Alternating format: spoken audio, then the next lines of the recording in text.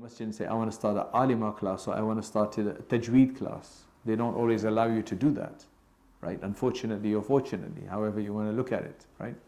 So how do you do something like that? I said, if you're interested, then go and talk to an alimah, find a place and say, I've got it all organized, come and teach. And then if they don't teach, then come and complain to me, and then I'll tell them off. You know. But we need to work together. However, that's from that perspective, right? So what I want to say is that since we have alimat here and ulama here, and students of the deen, what we want to do is that we need to contribute. Now the thing is that to contribute, it's not just about having knowledge. There's a lot of other expertise and knowledge that you need to be able to put something in motion, right? So one is you have raw knowledge, but you don't have a position, you don't have a facility, you don't have a place to go and offer that knowledge. So what you need to do is you need to find a few like-minded people and slowly start something. And you have to start something. So that means that even if you're teaching online, even if you're teaching a few children at home, we have to improve the local, we have to contribute to the local to the local iman update, because that's our responsibility. Nobody else is going to do that. That's our job, that's our responsibility. And I said that you might have not voluntarily gone to madrasa, you might have gone through the system because your parents really wanted you to, or your friends went, so you went. But now you have that position among thousands and thousands of other people, you've been chosen. So at the end of the day, you have to do something about that. Otherwise, you will now be questioned about it. There's going to be some level of question, because we're all questioned about everything. We're questioned about every penny that we have, every cent that we have been given. What did you spend it in? In fact, we're questioned about our life. Right? That's the hadith. That fima afna. We're going to be questioned about our life as to what did you spend it in. Now Allah is not going to just question you. Everybody's going to be questioned based on whatever qualities that Allah subhanahu wa ta'ala has given each person. Whatever qualities and capabilities that Allah has given each person, whatever skill set Allah subhanahu wa ta'ala has provided each individual, that's what we're going to be questioned about, I believe. See, Allah subhanahu wa ta'ala creates every single child, every single human being with a set of qualities and a set of weaknesses. You can't escape them. Everybody. There's nobody perfect in this world except the prophets. Right? Everybody has a set of qualities and a set of weaknesses. The successful one is the one who identifies their qualities, their capabilities, their strengths. You can call them whatever you want, right? You know, I've got a mind, right? Or I've got generosity, or I've got the willpower to do things. I've got a managerial ability to get things done. I'm a coordinator, but my weakness is I like food too much. For example, that's a weakness, right? Or is that a strength? Right? I like sleeping too much. Like, I have great ideas, but I can never put them into motion because I lack the will to just get up and go. I have lots of ideas, and that's why the poet would say, so many ideas have gone to their graves without them ever materializing. There's lots of people in this world who have lots of ideas, but not everybody is able to put them into action because ideas are not sufficient. Ideas are great as a starting point, but then you need the willpower to go and start and do something about those ideas. And it's only the one who keeps making an effort, whether in the dunya or whether in the deen, who's going to get somewhere. So you need, if you've never thought about this and you're always wondering, why can't I do something? Why can't I do something? Is because you got maybe one idea, or you've got some ideas, but you're lacking some other skills, or you just don't understand how to divide all of this. If you like riding bikes and your bike isn't working properly, there's no way you can fix that unless you figure out what is the problem with the bike. Is it the brakes? Is it the chain is loose? Is it the gears are slipping? Or are the wheels not on properly? What's going on here? You can't just say the bike's got a problem until you figure out what exactly is the thing. When you're riding a bike and you want to brake, there's a science to braking. You know, the last half an hour, mashallah, to trying to get it just right. They could have just switched it on and just sat down and said, Jo hoga hoga, like it's going to be done. But no, they're trying to get it right. So they keep checking. He's pareshan bichara. Right? And then I'm moving around, so that doesn't help. Right? You got it right finally. Alhamdulillah. So everything requires an effort, but it's very, very fruitful. It's very beneficial. Because, you see, when it comes to alims, they can get jobs because they have to earn a living as imams, as teachers and so on. So they can easily get into the vocation. Right? It's a bit easier for alims than it is for alimat. For alimat, number one, they've got children that they have to already get married. There's a demand, right, of marital responsibility. Then there is the children, and that's a full-time job. That's why I went in the much more immature days. I mean, I used to complain about alimat that they're not doing anything, right, that they don't do enough. But then after that, after living with an alima and seeing, that the primary responsibility of women is to bring up children. That is the primary responsibility. Right? That doesn't give you a get-out card, because that's just something that's going to have to happen. But that is a primary responsibility, and they obviously the children are very, mashallah, they consume a lot of your time. If you want to be an alima doing something beyond just bringing up your children, although bringing up your children is very important, that is the most important thing, you need to balance your time to be able to do something else at the same time. Okay. Now there will come a time when you can always do something when bringing up your children. There's still something you can do. It won't be as much because your children will require most of your time, but you can still do an hour or two a week of something, or maybe an hour a day of teaching, or 2 hours a day at least, minimum. Especially if you've got family support, in-laws, grandparents, etc. That helps. You just have to coordinate everything, and as long as the situation is right, you can still do something. However, when children become the age of 12, 13, then you can do a lot more, because now they're at school and they're much more settled, they're in a routine and so on, then you can do a lot more. You have to have the ambition that you want to do something. And I've seen that not everybody can be successful, but the ones who want to do something can be successful. There has to be a zeal and a desire that I want to do something, then you will do something.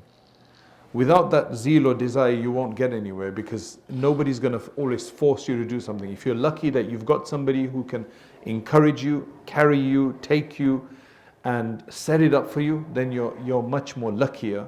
Then mashallah, that's somebody's dua for you, basically. Because otherwise, why would it be that you're being forced into that position? Somebody's made dua that they want you to succeed, so you are being forced to succeed. As Allah subhanahu wa ta'ala talks about in the Quran, that Allah subhanahu wa ta'ala addressed the heavens and the earth. He said, "I'tiya taw'an aw karhan." You guys have to come together, the heavens and the earth. You have to come together to form this dunya the way it is, that the sky stays up there, right? The heavens are up there with the clouds and everything, and the dunya is here. Come together willingly or unwillingly. They said, "Atayna ta'i'in." We came willingly. So, I believe that if we're being forced to do something, right, it's probably because somebody's made dua for us. And that dua is coming alive for us, that we're gonna be very satisfied with this later. That alhamdulillah, while I wasn't really enthusiastic about this, but mashallah, I've spent my last 7, 8, 9 years studying, and now I've spent my last 5, 10 years or whatever doing this khidmah of the deen. I didn't really want to do it. It wasn't really my style. I wanted to do something else. I don't know, whoever it is made the dua for us, Allah subhanahu wa ta'ala reward them abundantly, and Allah be praised for allowing us to be on His path, because it's an invite only. You can't break into this vocation, right? This is invite only by Allah subhanahu wa ta'ala, that He wants us. Because how many people do this? How many people are studying and then teaching? خَيْرُكُمْ مَنْ تَعَلَّمَ الْقُرْآنَ وَعَلَّمَهُ. That's what the Prophet ﷺ said. Right? The best of you is the one who studies the Quran and teaches it. Studying the Quran never ends. And likewise, the teaching will never end because there's always more you can study. For example, Maulana Anwar Shah Kashmiri, rahimahullah, he spent that whole Ramadan studying the Quran. What do you mean by studying the Quran? Studying the Quran, just the balagha of the Quran. 1 juz a day on just studying the rhetoric, the effective speech of the Quran. That's all he did, 1 juz a day. Not the meaning, not the tajweed, not just reading, not the tafsir, but just the balagha of the Quran. Right? We probably never even thought about doing that. But, he's done everything else, and he's like, now I want to understand the balagha of the Quran. So he spends the whole month, because it's the month of the Quran, studying. That's why my encouragement would be that every Ramadan, dedicate for yourself what new you're going to do with the Quran. Whether you're going to do that for yourself and teach others, or just for yourself. Because it's the knowledge of the Quran which is going to improve us and give us survival. Without the Quran, we're dead. Because the Quran is our lifeline. So you can decide that you want to do a tafsir, and you want to take one tafsir and you want to just read a certain amount every day. Or you want to improve your tajweed one year. So whatever it is that you want to do, that's why the Prophet ﷺ said the best of you is the one who teaches the Quran, who studies the Quran, teaches, because I think you can actually study the Quran for your whole life and never get to the end of it. Because the Quran is, they say the fiqh has matured and has been baked and is ready. There's not so much more you can do except in new masail. I mean, the old masail, they've all been dealt with, haven't they? Right? Likewise, when it comes to aqeedah, that's all done and dusted.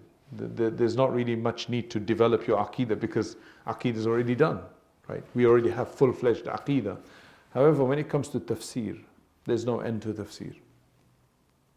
Because the Quran constantly gives. It does not get worn despite how much time you study it or how much you read it. It's just the design of the Quran is to remain afresh. Right? So that's why the Quran has to be our continuous study, so that Allah is giving that option to be the best of people. Is the best of people are the one who study the Quran and who teach the Quran. So there's Maulana Fazlur Rahman Sahab, who is in England right now, but he's a Shaykh al-Hadith he's one of the Shaykh al-Hadith in South Africa, right? So even at an older age, between certain hours, I don't know if he still does it, but he was teaching the Quran, so listening to somebody's hifz. So that you can also state, he's teaching Sahih al-Bukhari, big books, but he's still doing that. With our Shaykh in Syria, Shaykh Abdur Razak al-Halabi, who used to be in the Jami' al-Umawi, the great Umayyad mosque, which is very, very old. After Asr, he would listen to people's Quran. Right? After Maghrib, he would teach Raddul Muhtar, Shami. In 7 years, he used to complete it. Which was one of our, really celebrated Hanafi fiqh manuals in great depth. So he's still teaching the Quran. He's passed away now, of course, but that's what he did when I went to study with him. So the Quran is very important that we do this, starting from maktab all the way up to tafsir level, and for people to understand it, especially in the month of Ramadan. So basically the conclusion is that La ilaha illallah. It's not easy to propagate the deen. Some people have a natural capability to do so. They're extroverts, they're organizers by birth, by their nature.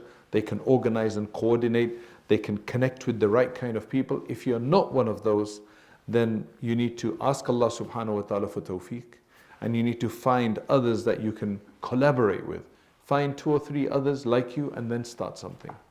If you can't join an institution that's already there, or you're in another area, you're not doing things for competition, you're doing things to contribute. That's very important. And always try to find a gap. Find what is needed in your area, and you cater for that. Don't do that only that which is easy, because the deen has to survive. Going back to what we said right at the beginning, the deen has to survive, and the people who make it survive, Allah subhanahu wa ta'ala is the powerhouse at the back, but He uses people, and we want to be chosen to be used. The scholars of the past that we celebrate a lot, and whose books are found in every masjid, they were chosen for that position by Allah subhanahu wa ta'ala. We want to be chosen. We want to be chosen that in the next 100, 200 years, somebody's going to be maybe reading our book. Somebody's maybe going to be benefiting from our studies, whether our name remains or not. And the benefit is that every single student that we teach, they're going to practice themselves. If they become hafiz or alim and they start teaching, we get that benefit as well. And if their students continue to teach and carry on, we still get that benefit even several generations down. So there's no end to this. There's no end to this investment. It's a beautiful investment. So Allah subhanahu wa ta'ala give us the tawfiq Allah make it easy for us, really. Allah just make it easy for us and choose us and select us for this. But we have to show some eagerness, otherwise you can't just expect to be chosen. What we've noticed in this world, for example, when you go to ulema, they give you a certain wadha'if. Oh, I'm having this trouble, I want to buy a house, I want to buy a car, I want to get married. Now, whenever I've asked any of these questions to the mashayikh, they give you a wadhifa. Wadhifa means like a certain formula, read this many times and so on, right? However, they've always said, Koshish jari rakho. That's a really cool word in Urdu, by the way, just in case you're wondering what that means. Right? It means keep up the efforts. I'm just relating what they said, that's why I said it in Urdu. It's nothing special, just in case you're feeling like, why are you talking Urdu for? Right? I can't speak Somali, so. Are you Somali? Mm-hmm. Yeah, I can't speak Somali, I need to learn some. Right? But they always say, make an effort. I've seen this myself, right? And maybe you've seen this as well. Sometimes things do happen just like that. You know, you need something, it just comes about. But most of the time you have to make an effort. Some years ago, about 2 years ago I think, in England you had to eventually get rid of your cars beyond a certain age because they were going to start charging for emissions. Right? If it was older than certain, you're going to charge like 10, 12 pounds a day. So everybody was changing their cars. Now I hate buying cars because to find that right car is always difficult, right? So I just don't like doing that. Right? It's tough. So I'm asking, like, if you find a car for me, please, you know, I'm asking a few people. Now they don't know what I really want. So 6 months I'm doing dua for it, but nothing happened. And then after that, I'm doing dua, and then I started looking. Within 2 weeks, I found a car. You have to make an effort. In everything that you do, wadhifa alone doesn't always work. It's your effort because we're human beings. You make an effort. And I've noticed that every time you make an effort, along with your wadha'if and your du'as, you're going to get something. You're going to get a breakthrough. Something's going to happen because it changes your life. Your life is stagnant. And if you want to make a difference, you have to keep knocking at the door. You have to make a change. People who have marital problems, if they stay and do nothing about it, those marital problems are not going to go away. Things don't go away. If there's problems and there's misunderstandings and there's character clashes and you don't do anything about it, it's not going to get resolved just like that. You have to do something about it. You might think, why should I do something about it? Well, if you don't do something about it, then you already know what the situation is. Things don't automatically become better. Oh, but if I try to do something about it, I might make it worse. Okay, yes, you might make it worse, but this is going to get worse anyway, even if you don't make it worse yourself. It's just going to take longer, that's all. In that one, it might make it worse, but it might make it better because you're trying a different strategy. So we tell people who've got a problem in marriage, for example, in a relationship, it's not going to sort out. If there are things that bother you about one another, you need to sort them out. Otherwise, they're not going to get better automatically. You have to take a stance. You have to try a new strategy. Yes, it's a bit of a gamble, but by keeping it the way it is, it's not getting better. It's not going to get better. But by trying, it might get better or it may get worse. But that's it, then you have to face the consequences. So I've had people calling me for the last several years, for example. Somebody will call, like 7 years ago, and say that this is the issue. I said, look, you have to change your strategy, and but I'm scared. Okay, fine, I can't force you. In fact, every option I give them, they say, no, I can't do that, and I can't do that, and I can't do that.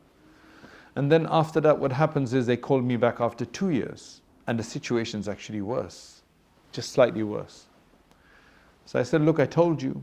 Yes, but I'm scared, whatever. So then why are you asking me for? You don't want to do. I tell you, why do you bother calling me? They just need somebody to talk to. I realize that sometimes now, right? Some people, they just want to talk to someone.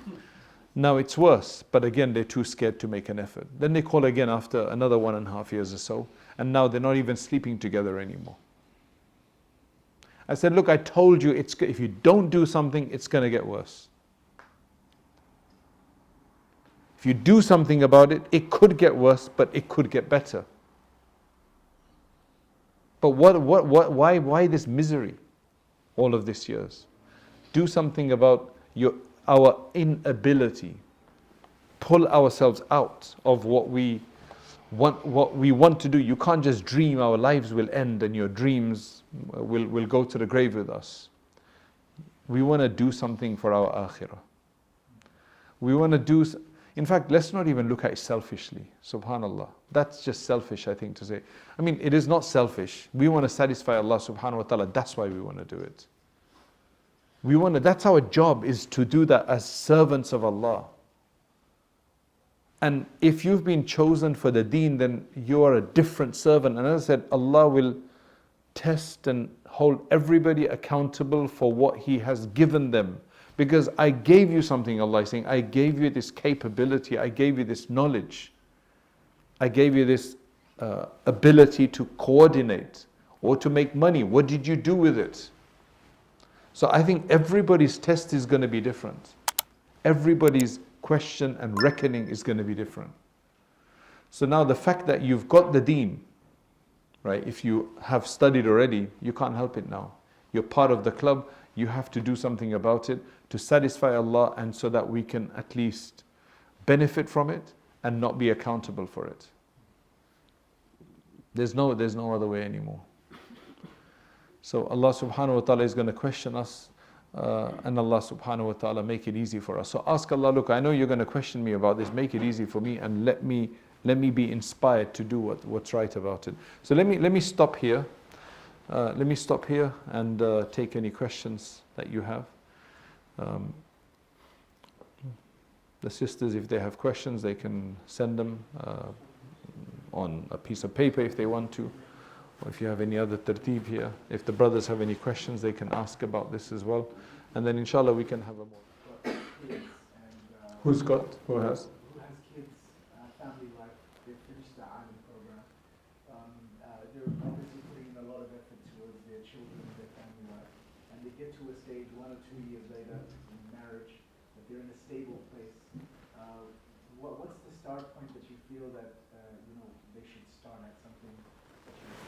Yeah, so to conclude, to just restate. The question is that if there's a woman who's, mashallah, children and so on, and then after 1 or 2 or 3 years they become more stabilized, they've got a routine, because it's not easy to have children. So, as I said, I don't complain anymore about alimas not doing enough, because they're very different from men. But that's not a get-out clause. That doesn't mean alimas don't do anything. The world we live in no longer can rely on just men.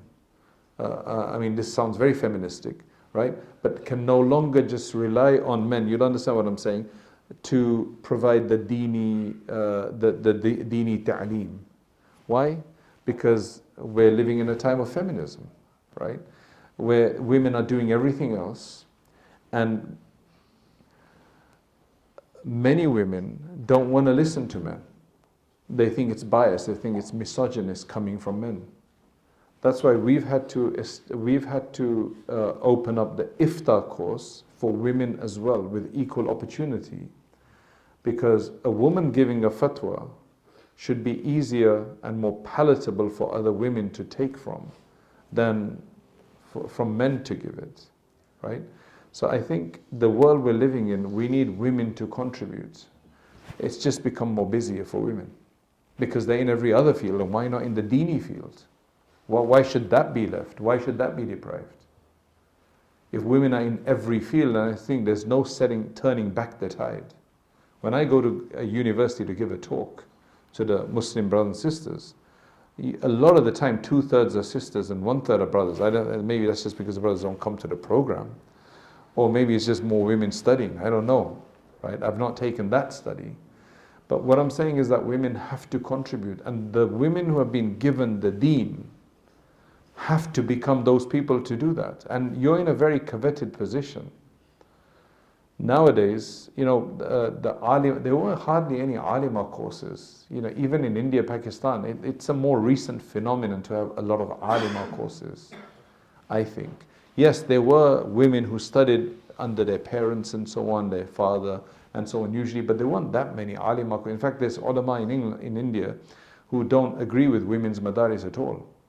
Right? They disagree with it completely. There's still a lot who think that way as well. But it's a need of the time. We're just keeping in track with the time. I mean, there's women who are out in the field. There's women who have to teach them, because usually it's easier for women to study with women. For example, I'm going on a wrong track here. On a different track here. But one of the issues with women is menstruation issues. And why should they have to come to ulama to have their question answered? It's very embarrassing sometimes. So that's why we've just set up this whole system, mensismatters.com, or whatever it's called, for women. MashaAllah, it's all women who are dealing with it now, who are answering the questions, who have basically become specialized in that topic. We have to empower our women, and the alimat are in a very, very coveted position right now. Right? Which is that you're at a position to set everything up. And that's for you sadaqah jariyah forever. The male field is there, it's there, but it's kind of a bit more saturated than the female field, the women field. So after 1 or 2 years, you need to start off slowly teaching something or the other, whether that's maktab every day, as long as you can have somebody looking after your children. And if they start going to school, for example, and you've got your day free, because maktab is usually in the evening, right? So what you have is that you have your own children, unless they're going to maktab, right, as well, then you can teach. So me and my wife, we were in America, and we were the only masjid in town, and I was the imam, and there were no other ulama or alimat in the whole area, right, for about 70 miles. So I would teach the older children, and she would teach the younger children. We'd just take our children with us. So it was a bit informal, but it worked because there was nothing else. Alhamdulillah. So you start something. It's only in more organized communities that then people worry about other issues like that. But otherwise, you just do your best, right? And give people an education. So slowly you start that. There's lots of other things that you can do as well. It just depends on what else that you want to do and how much time you have. But what's very, very important is that everybody must continue to update their knowledge, because when you study for 5-6 years or however long you study, that's really not always enough at all. That's just preparing you to understand. It just teaches us to understand. That's why we need to be reading and listening, not just inspirational listening. Inspirational listening is listening to bayans that are inspirational. That gives you inspiration. However, we need more education, which means more solid dars kind of listening to something that upgrades our knowledge, because we become the teachers. And if you don't have enough knowledge, like if you're not listening and reading a new tafsir, a new book on hadith, a new commentary or something like that, you can't upgrade your knowledge. Then you're just literally going to survive on what you've learnt from before. And it doesn't get stale in that sense, but then you're going to just be telling everybody the same old stories each time. in the same way. So that's why it's important to upgrade ourselves, to become more relevant, to become more motivational, and to motivate ourselves as well. Every new bit of knowledge is, mashallah, an enlightenment for us. Yes, sorry, that was a bit of a longer answer. So the next one is just in regards to people that are non-alimas, how do you support the alimas? Because of course they're in their houses, Yes. need help. So in order for things to get better, how can they help support the alimas? How can non-alimas support alimas, for example? Because remember, we're all in it together in here. So everybody can contribute, and mashallah, the reward there is not just for the alimat and for the ulama. It's for anybody who provides the services. So for example, if I'm not an alim, but I've set up a place, I'm paying the rent for a maktab, for a hub, for a place. Right, for example, or I'm doing the coordination, I'm doing the advertisement, I'm doing the management. Inshallah, I'm going to get a reward even though I don't teach anything and I don't have the knowledge. There's so many people who are getting that kind of reward, mashallah, because they're the backbone of the whole system. They don't have the ilm themselves, but they've got the other expertise. Right? So there's a lot that you can do to help alimat, for example. Is number one, first, find out from the community what is needed. Right? See, a lot of the time, alim and alimas, we might not be on the pulse. If you're not one of those kind of socially interactive people, you might not be in the pulse of what people need. Everybody knows that children need maktab. Right? Everybody can't just be providing maktab. There's a lot more needs. Right? There's needs for older women, or for housewives, or for working women. Right? There's some classes that need to be done for them as well. So maktab is important for the children, but we need the mothers to be educated. And remember, not all mothers are educated. We don't want to have to take the responsibility ourselves that we're going to teach everything in a maktab. That's too tough. We need reinforcement at home. And if there's ignorance at home, that's not very helpful. So let's educate the women as well at home. So we need to set up classes for women. Okay, and we need to set up classes for working women. So, one evening a week, for example, or a Saturday or a Sunday, for example. We need for housewives during the times when the children are at school. There's a time for that. We've got a whole course set up for that. In fact, what we did was we started such a course about 12, 13 years ago when I came back to England. I started, the masjid was empty in the daytime. I said, look, we need to do something for our local women. So there was a bit of resistance because we've never done it before. So the masjid is empty, the maktab is empty, the rooms we use for the maktab are all empty. Let's use them. So we started, so we got from between the ages of 17 and 70 years old, about 20 sisters, local community. And we said it's going to be a 2-year course. So we started, and after 2 years, they didn't want to leave. So it's supposed to be a 2-year course, they didn't want to leave. So we added some other material and so on, so they carried. Because once they got that fraternity, that we're learning something, it's an amazing feeling, right? It lasted 7 years. That initial batch, they took 7 years, and finally we eventually shut it down, But they didn't want to leave forever. They were just doing new stuff. So you just have to understand what people need. So people who want to help, they need to contribute this to the alima, that look, these are the needs, these are our ideas of how we can educate. I can get the sisters together.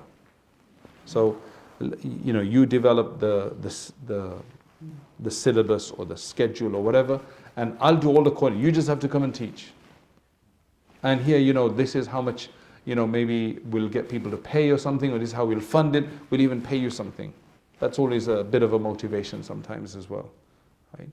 So it's just about using your mind of how to do things.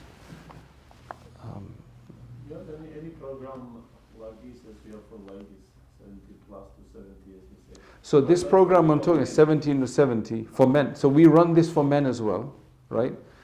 What we then eventually did is that we can't teach everybody. So what I did was I did a seminar on how to teach this class for alims and alimas, like how, or for masjids. So it's on our white thread. It's on our white thread. It's called the Islamic Essentials course or something like that. I can't remember. But essentially, it's a whole tutorial of how to set up this class, the syllabus, the kind of mindset to teach this, because we're teaching adults, and how many hours a week you need. All the resources are there, like the syllabus is there, the books you can use, everything is all mentioned there, because we thought we can't teach everybody, but let's, because I understand the inability that certain alimat and alims feel about, they want to do something, but they don't know where to start. So we just said, here's the resources, go and use it, where, how you want to do this. And mashallah, you'll see that, so when we first started the maktab, like if you got a new area and there's no maktab in that area, how do you get people interested? Especially when everybody's focused on school, right? So in America, this is what happened. We started a maktab, and there were about 5 or 6 families that sent their children. They were more dedicated, but the others didn't, right? We said, fine. So mashallah, we started teaching the children. After 6 months, we held a program in the masjid for the community. And the children who had studied with us, we featured them reading things and doing things and so on. That was the best promotion you can get. And then mashallah, many, many more, they started seeing the benefit of that and the importance of that. So you just have to be more strategic and think what people need. So for non-alims and alimas, they just need to contribute, they need to let alims and alimat know what the needs of the society are and how possibly they can help, because sometimes they don't know. Some alims and alimas are from very sheltered backgrounds, so they don't really understand the challenges that are going on in other communities or in different households. They need to have that contributed to them. Is it recommended for an alim or a non-alim man to marry an alim or woman, and vice versa? I mean, is it recommended for an alim to marry an alima? I think it's a great idea. الطيبات للطيبين والطيبون للطيبات. So, I mean, الجنس يميل إلى جنسه, right? People, I mean, doctors like to get married to doctors sometimes, you know. It's just a nice pair. It is a nice kind of collaboration that helps a lot. I don't think there's inadvertently anything wrong with that or anything else. I can just see benefits. In England, at the beginning, there was a high-profile case of an alim and an alima who got married, and there were problems. But that was just because of personality clashes. So there was a personality clash, I think. Yep, it's working again.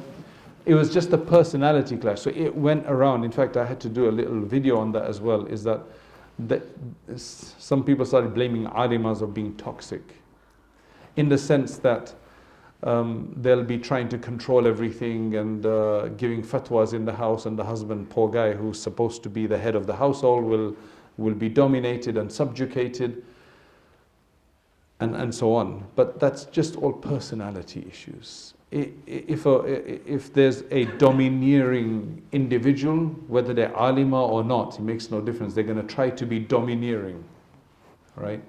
Hopefully becoming an alima has tamed them, right? But I don't see it as a problem, because in England, alhamdulillah, there's multiple, like probably hundreds of alim and alima pairs, like hundreds of them. What about non-alim and alim? Non-alim and alima can work as well, as long as, again, it's all personality at the end of the day, I think. And it can be useful, because, I mean, if I was a non-alim, I'd probably still be interested in a alima, because at least the children will benefit. All right? I might benefit as well, inshallah. Yeah, if I'm not very arrogant, then I'll benefit as well to learn from them. So I don't see it as a problem. I don't think there's an intrinsic issue. It just then depends if you just have the wrong kind of setup or the wrong kind of personality clash. And with the personality as well, what would you recommend to make sure for those of them? I can't really talk about personality because it's just who you can get along with, and you pray to Allah for that. Because if you're a softer kind of person, you might want somebody who can lead. There's some people who have a lot of capability, some men, a lot of capability, but they're very disorganized. They're very haphazard, very disorganized. They need, and I've seen, mashallah, the wife is very organized. She keeps him at bay. He uses his capability and expertise, but she does all of the management. So it's very difficult to say what you need because it depends on your own personality and then the kind of partner you need. That's why I think dua and istikhara and a bit of rational approach to the person is very, very important. But it just depends on who you are. If you're very, very particular and organized and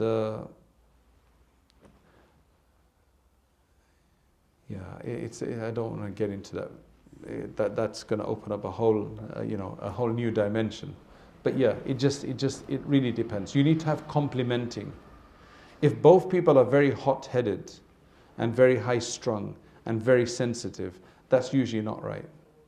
Because everybody wants their own way. So one person has to be the more relenting one, unless they're both relenting.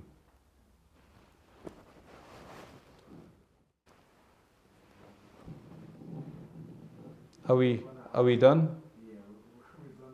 Okay, we're done, so we can go and relax otherwise. Alhamdulillah.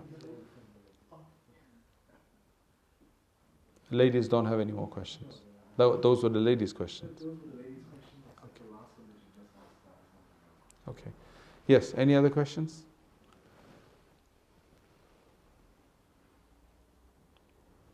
Okay, Jazakallah khair. Is everybody into either an alim or meaning has studied or is studying? Is that right here or no? Okay. Sorry, that's what I spoke about because that's what I was told was the congregation. So hopefully it wasn't too boring for you. Inshallah.